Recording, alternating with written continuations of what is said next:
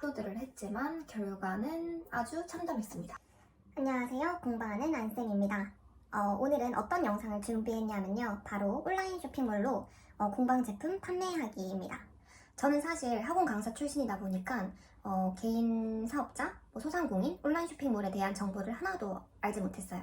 하지만 유튜브라든지 주변 사람들을 보면 온라인 쇼핑몰을 통해서 많은 매출을 올리는 걸 보고 나도 시작만 하면은 매출이 막 올라가고 몇 억씩 벌 수 있구나 라는 생각을 하며 꿈을 꾸며 온라인 쇼핑몰을 열었죠. 네이버 스마트 스토어, 그 다음에 쿠팡, 그 다음에 아이디어스까지. 하지만 열심히 노력한다고 노력했고 온라인 쇼핑몰 관련 강의도 들었고 과외처럼 아는 분을 통해서 키워드 잡는 거랑 공부를 했고 제품에 대한 사진 같은 경우에도 전문가를 통해서 제품 사진 촬영도 하고 다양한 시도들을 했지만 결과는 아주 참담했습니다. 거의 제품이 판매되지가 않았고 도저히 어떻게 하지? 라는 생각을 하던 도중 리뷰를 작업해주는 것들이 있더라고요. 보통은 지인들한테 리뷰 작업을 부탁해요. 이거는 효과 있긴 하니까 한번 숙지해보시면 좋을 것 같아요. 그런 사이트도 존재하고요. 방법은 이럽니다. 첫 번째는 우리가 그 쇼핑몰에 판매될 제품명이 있잖아요. 예를 들어서 어성초 샴푸바 그리고 이런 네이밍들을 사람들이 검색을 자주 하는 단어도 있지만 잘 안 하는 작은 키워드도 있단 말이에요. 그럼 작은 키워드부터 우선 넣고 이거를 업로드를 해요. 그리고 그날 저녁이나 하루 지났을 때 이제 지인들한테 연락을 하는 거죠.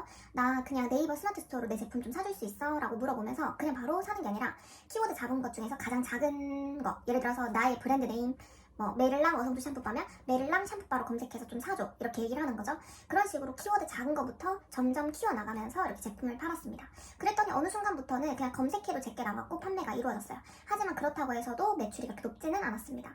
리뷰를 작성하고 키워드를 작업하는 데 있어서 지인이 그렇게 많지 않겠죠. 그래서 어느 순간 되니까 이게 효과가 점점 없어지더라고요. 그 이유는 이렇습니다. A와 B 상품이 A랑 B가 있는데 A 상품은 100명이 들어와서 10명이 사가는 상품이고요. B는 100명이 들어와서 1명이 사가는 거예요. 그럼 온라인 쇼핑몰을 운영하는 이 알고리즘 자체가 A 제품 밀어주겠어요? B 제품 밀어주겠어요? A 제품 밀어주겠죠. 그래서 누군가가 방문자들이 적은데 많이 팔리게끔 하는 게 가장 급선무고요. 그래서 그런 작업들을 여러 노력 끝에 방법은 알게 됐지만 이게 제품이 막 그 마진율이라고 생각했을 때 저한테는 맞지 않아서 좋은 상품이 없을까라는 고심을 하기 시작합니다. 여기서부터.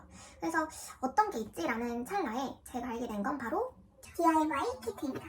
DIY 키트는 굉장히 많은 곳에서 구매를 해요. 근데 리뷰 작업은 할 필요가 없어요. 그 이유는 보통 개인이 구매하는 경우는 거의 없고요. 기관이나 센터, 그다음 교회, 단체 주문이거든요.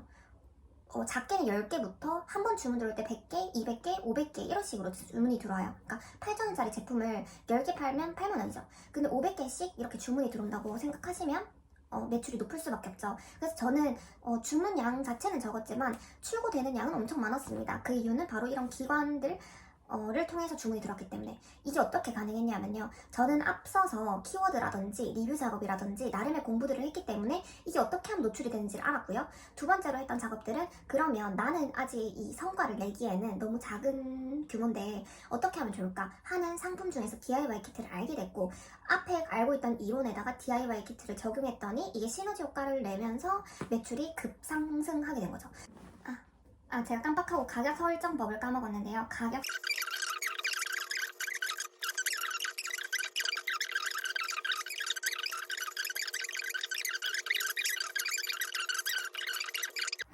그럼 저는 여기서 또 특별하게 뭘 했을까요?